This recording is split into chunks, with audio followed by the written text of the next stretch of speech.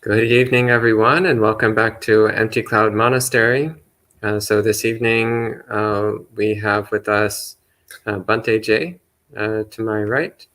And so Bhante Jayasara from Bhavana Society originally, and now staying here at Empty Cloud Monastery for a few months.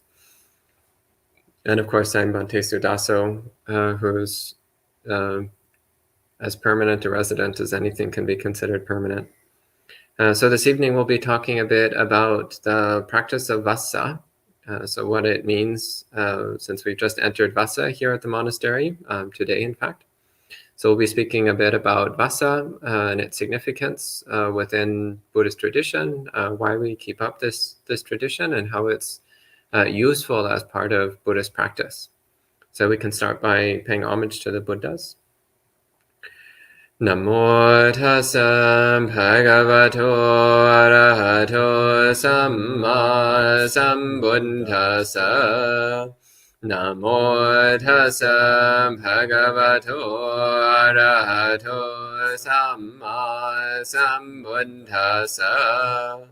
Namo tassa bhagavato arahato samma sambuddhassa. Buddhang dhammang sanghang namasami. So today is the day after the full moon of July. So traditionally this is the day when bhikkhus and bhikkhunis enter Vassa. So Vassa is the rainy season in India. And we still keep the name Vassa, even though in many parts of the world it's not rainy at this time. But it's the Vassa, briefly speaking, is the practice of committing to stay in one monastery for 3 months. And we're allowed to do a little bit of traveling during that time for Dhamma reasons. For example, if we're invited to give a Dhamma talk, we can go away for a few days to give a Dhamma talk. Or if our parents are sick, we can go to see our parents when they're sick. But otherwise, we're expected, according to the Vinaya, we're expected to stay in the same monastery for the whole 3 months. So beginning the day after the full moon of July and extending for 3 months from that point. And the origin for this was, again, having to do with the time of the rainy season in India, which was not a convenient time to travel. So it was quite inconvenient to travel when it was raining heavily all the time. And also it was a problem for farmers, in that the farmers would plant their fields before the rainy season so that the rain would nourish the crops and make for a good harvest. And monks would go trampling through the fields and damaging the crops. And this was something which, of course, the farmers were not happy about at all. So it's very disruptive to their livelihood. So the practice of Vassa then starts from a very practical concern. So at the time of the Buddha himself was a wandering monk. So he, before he attained awakening, he was a wanderer for many years. So wandering through the forest, through the wilderness. And also after attaining awakening, for much of his life, he continued to be a wanderer. So walking from village to village, sharing the Dhamma with everyone that he met. And all of his close disciples were also wanderers. And throughout his life, many of his followers continued to keep up the wandering practice for periods of time. But again, during the rainy season, it's not easy to travel, especially traveling on foot without umbrellas or rain jackets or any of the conveniences we have these days. So traveling on foot through the rainy season was not easy at all. So the Buddha established the Vassa period as a period of time when one commits to staying in a single place, a single dwelling, for 3 months. And this also has the interesting effect of enforcing a period of stability. So there's a pair of suttas in the Anguttara Nikaya, where the first sutta is the Buddha listing the dangers of spending too much time living in one place. And the sutta right next to it is the Buddha talking about the dangers of spending too much time wandering. So these two suttas together indicate that if a monk either spends too much time wandering or too much time staying in one place, then that's not good for their practice. But rather, it's good to do a mixture of the two. So a mixture of wandering and a mixture of stability. So the Cenobitic practice of monastic life, of living in one monastery. So another effect of this is that very commonly during the Vassa, one will be staying in a monastery with other monks. And everyone is committing to stay in that same monastery for 3 months. So you have to learn how to, first off, get along with each other, which can be quite difficult if one is coming together with monks that one isn't used to or that one doesn't usually live together with. It can take some time getting used to each other. And it's also an opportunity to find ways to support each other's practice. So in a few places in the Pali Canon, the Buddha says that the basis of growth in the Dhamma is mutual correction, mutual admonishment. It's when we live together with fellow spiritual companions and we look for constructive advice to give to each other. We can make recommendations to each other about how to improve each other's practice. And also we make ourselves receptive.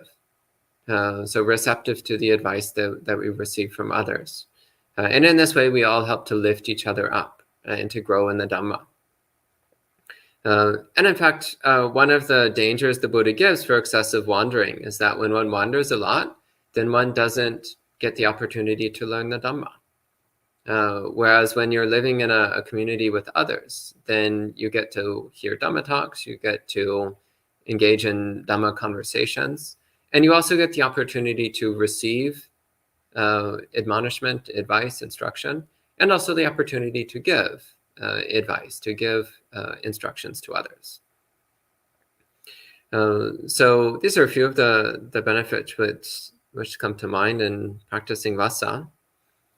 So another element of Vassa, which is commonly done in many monasteries and by many monastics, is to make a resolution.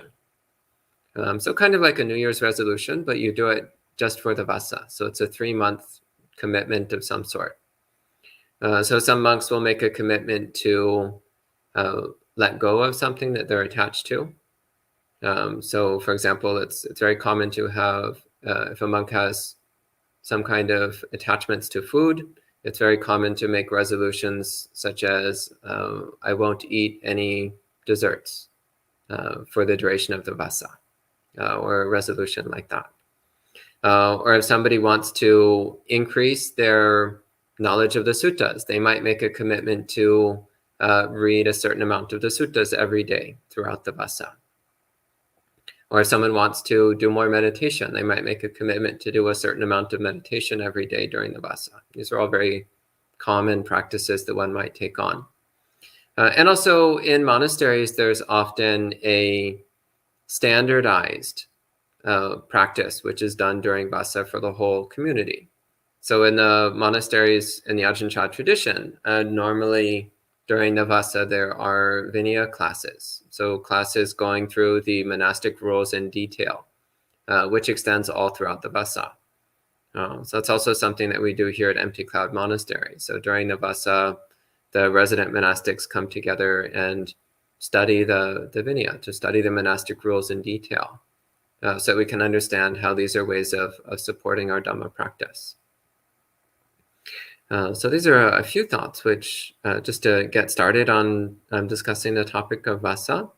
So maybe at this time, Bhante Jay, if you'd like to say a few words about Vassa practice, any reflections or thoughts you might have on practicing Vassa? Well, not really.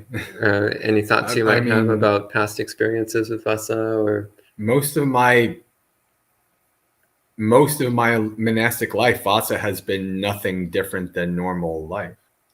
It's just been, we go into the Vassa, okay, and then it's just retreats and work and travels. And so it's like Vassa has never really been anything majorly different than any other time for me.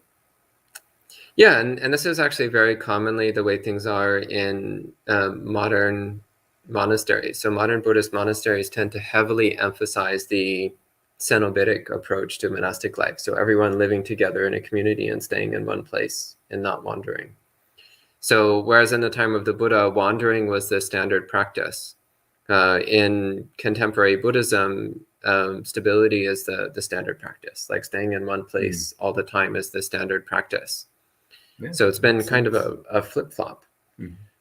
So actually what you're saying in many monasteries, it's true. The Vassa time is really not significantly or noticeably different from the rest of the year.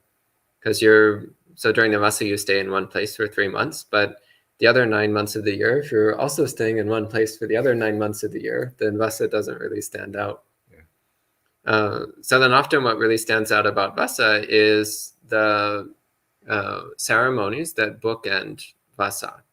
So at the beginning of Vassa, in many monasteries, not all, but in many monasteries, there's a ceremony for entering Vassa,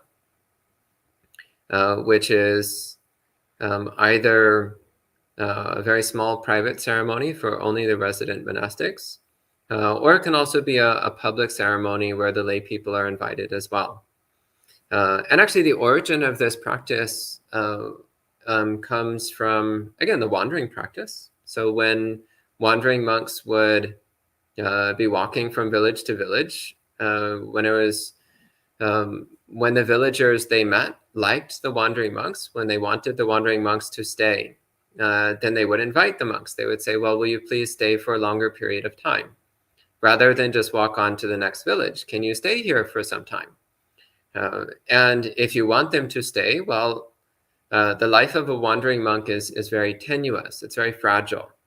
It depends upon a constant flow of primarily food offerings, but also the availability of cloth, the availability of medicines, the availability of basic living supplies. So if the villagers wanted the wandering monks to stay for a while, then they would promise. They promised that we'll take care of all your needs while you're staying near our village. We'll make sure that you have enough food, enough cloth, enough medicines, enough everything. And actually very commonly, there would also be an offer to maybe build some simple huts or shelters of some kind for the monks as well. And so then if it was getting close to the time for Vassa, if lay people knew about the practice of Vassa, then they would invite the monks to stay here for Vassa. So maybe it's getting into the month or so before Vassa begins, and some wandering monks come through your village. Then you're like, here's a great opportunity. It's an opportunity to have monks staying at our village for 3 months or longer. So they would go to the monks and invite them, like, oh, Bante, Aya, please stay for the Vassa here in our village. Don't go on to another place, but stay here. And we promise that we'll provide you everything you need so that you don't need to worry about any of your needs being met while you're here for Vassa. And actually this often would be the beginning of a monastery. The beginning of a monastery is when some wandering monks walk through a town and the villagers invite them to stay for Vassa. And during the Vassa, the villagers would build cabins for the monks. They would set up maybe a meditation hall or a meeting hall for the monks. And by the end of the monastery, you have by the end of the Vassa, you have a little monastery just outside the village. And it might start to become a more permanent location. So these days, it's often more ceremonialized. Like you go to a monastery where, as Bhante Jay was saying, the monks have already been living there for many months or many years. and you do a ceremony of inviting the monks to enter Vassa. And it's like, well, but they're going to do it anyway. It'll be happening whether you do the invitation or not. But still, it's good to keep up the ceremony because it's a reminder. It's a reminder that the invitation to enter Vassa actually does have significance. Again, it's a reminder of the mutual support between the monastic community and the lay community. It's a reminder that we look out for each other. We take care of each other.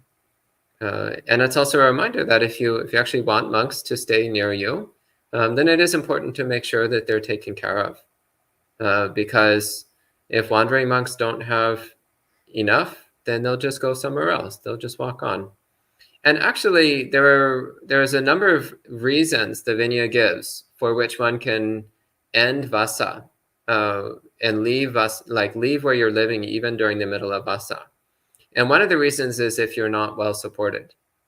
So if you're living somewhere, you've entered Vassa in an area, but then sometime during Vassa, the lay people stop giving you enough food, or they're not giving you medicine, and you're having a hard time getting by, then that's considered an acceptable reason to end Vassa early and move on to somewhere else.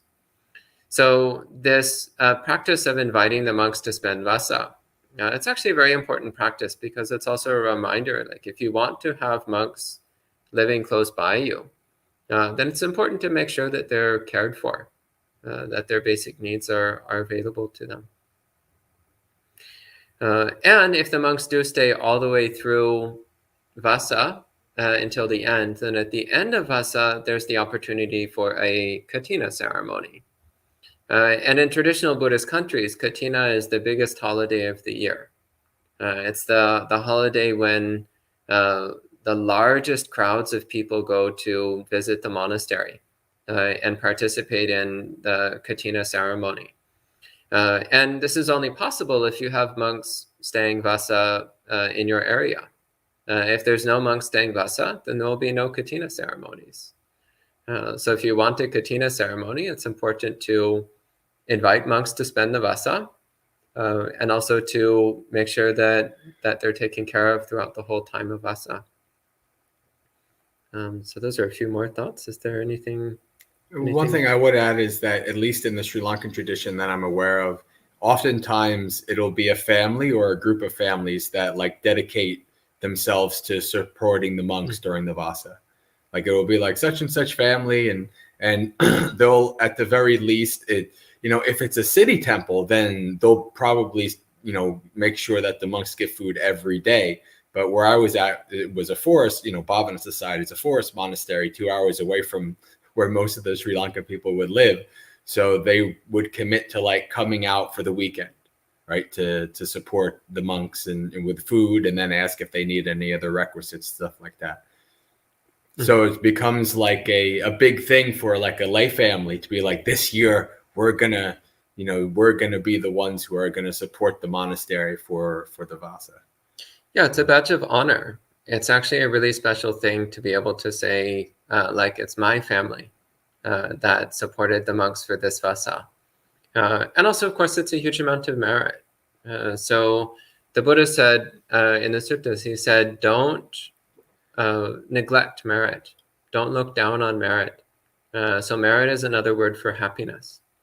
So what we call merit is good karma. It's cultivating the causes and conditions for happiness, the causes for the arising of good luck, of good fortune in our lives.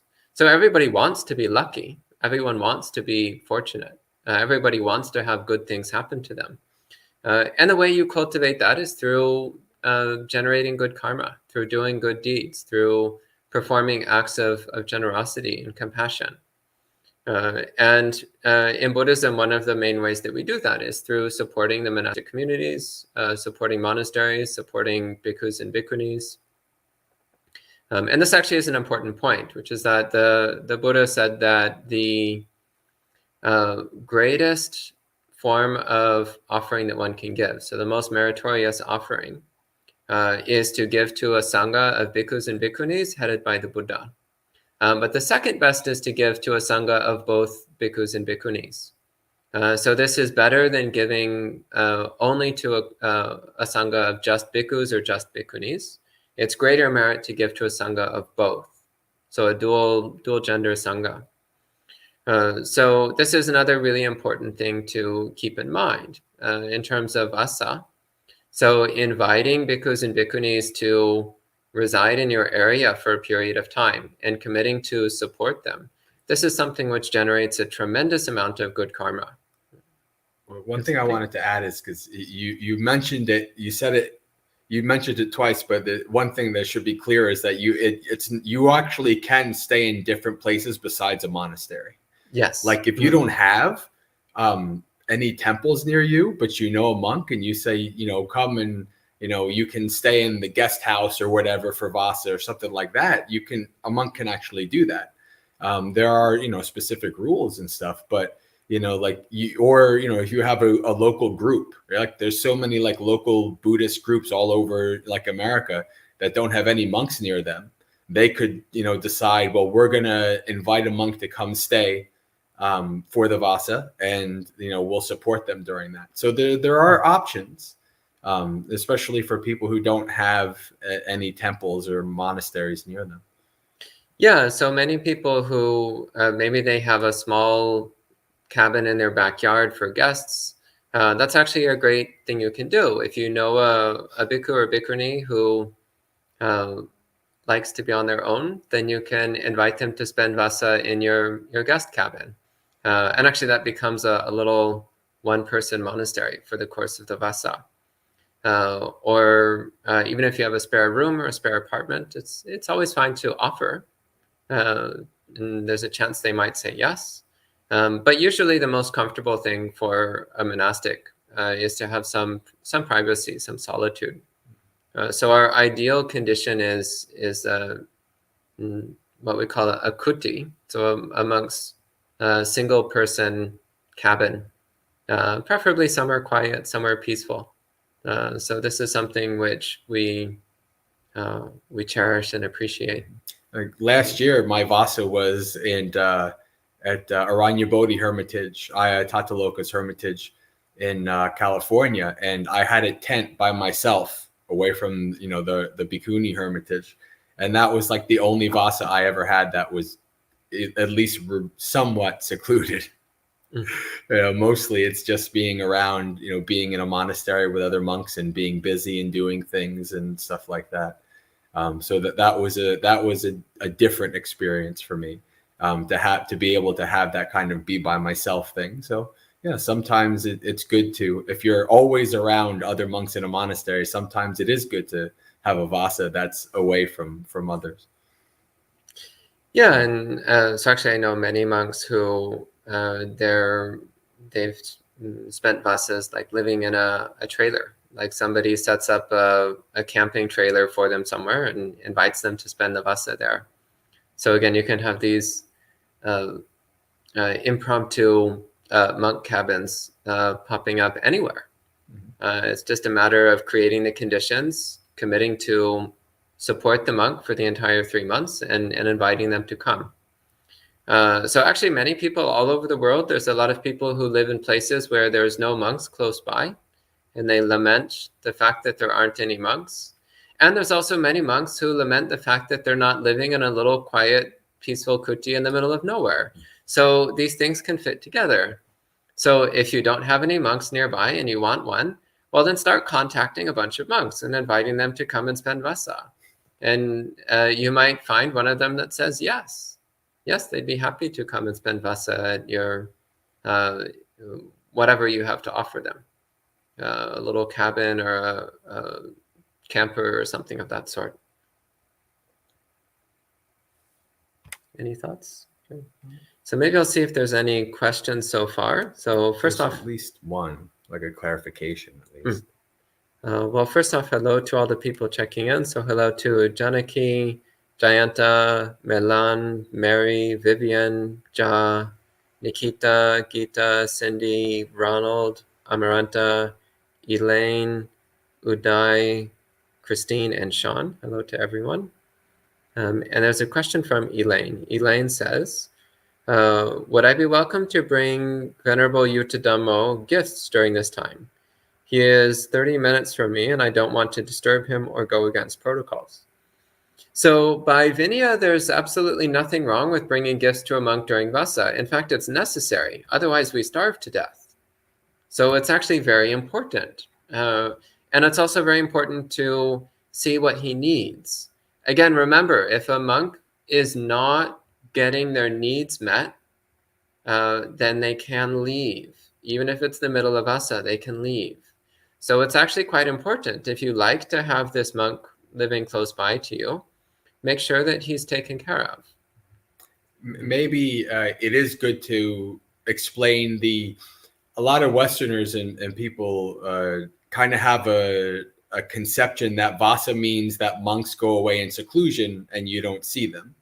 And that happens sometimes and it doesn't happen sometimes. But even if, say, like there is a monastery where that's practiced, there's still people who are going to be busy there. There's still people who are like, so for visitors are always going to be coming, even if it is a secluded, many of the monks are being secluded. There's still going to be lay people cooking and doing things, and it's still going to be active. So it's not like the monastery closes down and you can't go. So as Bhante said, it's a good thing. That said, in many monasteries, they do take Vassa as a time to do more meditation practice or to have more group practice or to take on stricter practices. So following the Vinaya more strictly or practicing silence more deeply or things along those lines. So it never hurts to ask. And this is true of any monastery, actually, at any time of the year. It never hurts to ask what the current protocols are and to ask if it's okay to do whatever it is you're thinking about doing. It doesn't hurt to ask. And also, Bhante J mentioned that the monks might be in solitude. And so this is something which, for example, at the monastery where I was trained, so at Abhayagiri, during Vassa, every monk would have a 2-week personal retreat during Vassa. So at any particular time, there would be 2, 3, 4 monks would be in personal retreat. So for 2 weeks, they can spend all their time practicing alone in their kuti. And they don't need to have any interaction with the other monastics or with the visiting lay people. All they have to do is come down at lunchtime to collect their food. But otherwise, they get to spend all their time alone. But when you're not on those 2 weeks at Abhayagiri, it was like a regular, like you work during the work regular period. schedule. Okay. Yeah. So during Vassa, there was regular schedule, but with Vinaya classes. So we had about 8 hours or so of Vinaya class every week. So it was almost every day, 2 hours a day, almost every day. I like it. And then you would get your personal retreat at some point during the 3 months. One thing that might not be a bad idea to talk about, because it is technically connected to Vassa in a way, is because the Vassa, as Bhante said, there's no rainy season like in America. So there's really no kind of need for a Vassa per se in America, but because of tradition and because of things, these things continue. And because of, places can't really become fully secluded, oftentimes they'll have what's called a winter retreat. Like Abhayagiri has a winter retreat, right? Yeah. And they're like, so my time to be secluded was during the winter at Bhavana. They had a 2-month seclusion.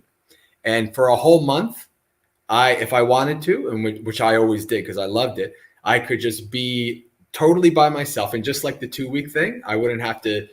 The only thing I would do is go and get my food, and I would make a vow. I don't want to talk to anybody unless there was an emergency or something. Sometimes they had to talk to me, but like other than that, I was just by myself, and those were very, very good times. And that is kind of like, in a way, like a substitute, because the Vassa, this is like at Bhavana Society, that was like the summer is when people have time to go to retreats and to do things. And so Bhavana Society was rocking during Vassa.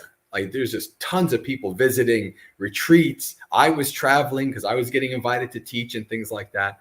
But during the winter, it gets rough to even go to Bhavana Society, and most people aren't traveling anyway. So that was the time that things were like almost nobody came, and we became very secluded. And so that was like the natural time for a secluded practice.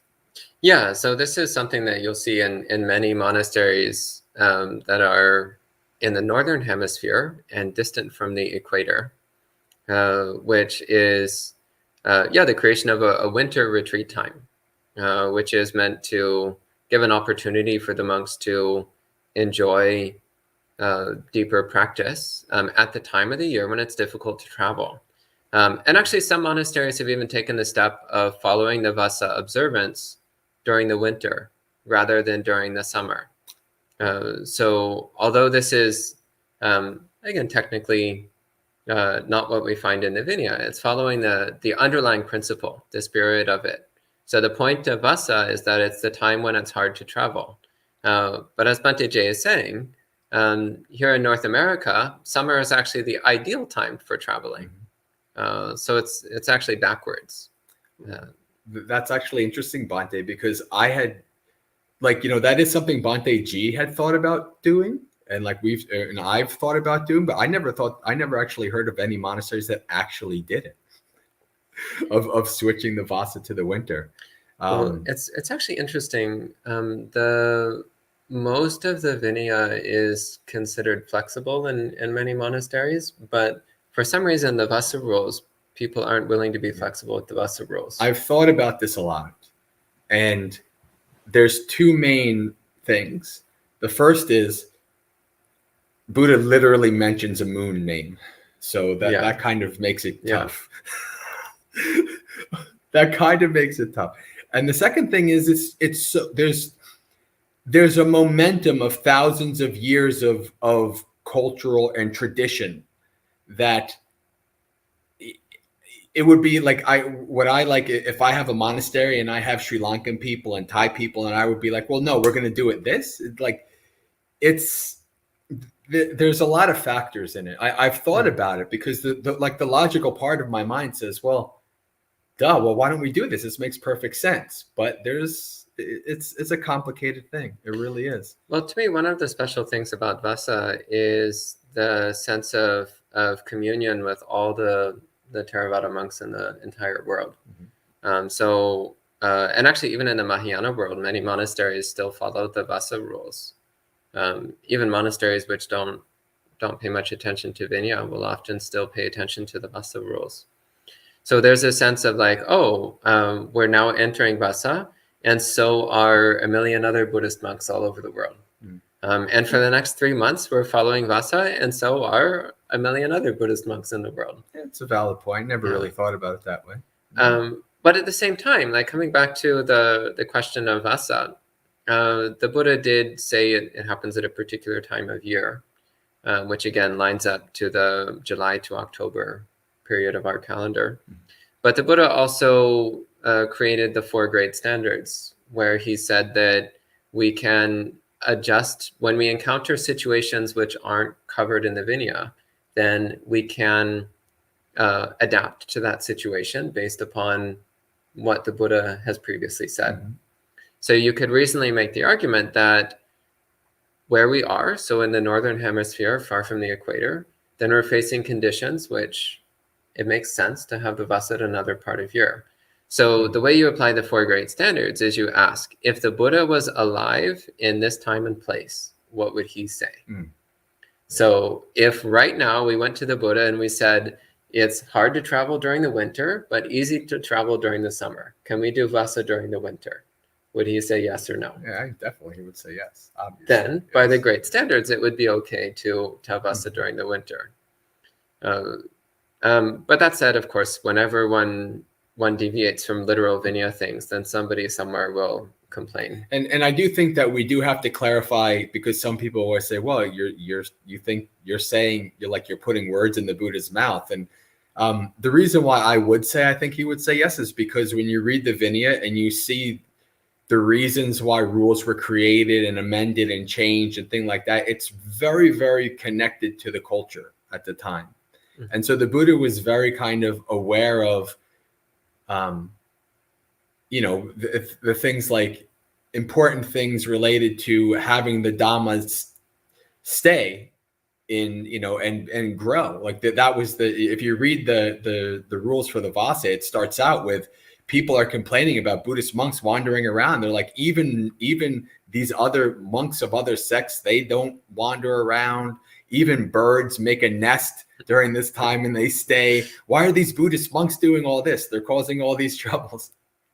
And so the Buddha said, oh yeah, that's a good idea. We should do the Vassa. So yeah. Yeah, and that's another thing to point out. So the Buddha was also quite willing to adjust and amend Vinaya rules when there was good reason to do so. So sometimes the Buddha would create certain Vinaya rules, and then there would be problems or new situations would arise, and then it would be back to the Buddha, and the Buddha would adjust the rule. He would change it, or even in some cases, he discarded some rules entirely after a period of time. So these are the ways that we can approach these situations, is thinking, well, what would the Buddha do in these situations? And also thank you for bringing up the point that there were other contemplatives, so monastics of other spiritual traditions who also had a Vassa practice prior to the Buddhist monks. So this is also something which we see with some of the monastic observances, is they were things which were already being practiced by many of the spiritual traditions at that time and place in India. So the Buddha adapted them for use by the Buddhist monks as well. This also includes the Uposatha. So the practice of doing a religious observance on the lunar phases. This was something which many spiritual traditions at the time were doing. So the Buddha incorporated it as well for Buddhist monks. So also with the Vassa, there were other traditions which had a Vassa practice, so the Buddha incorporated it as well. And I see another question here. So Uday says, in the Therigatha, Venerable Anuruddha mentions that he did not lie down to sleep for the last 55 years of his life. Is this sort of practice practiced by monks during the Vassa in contemporary Buddhist practice? So in many monasteries, there are extra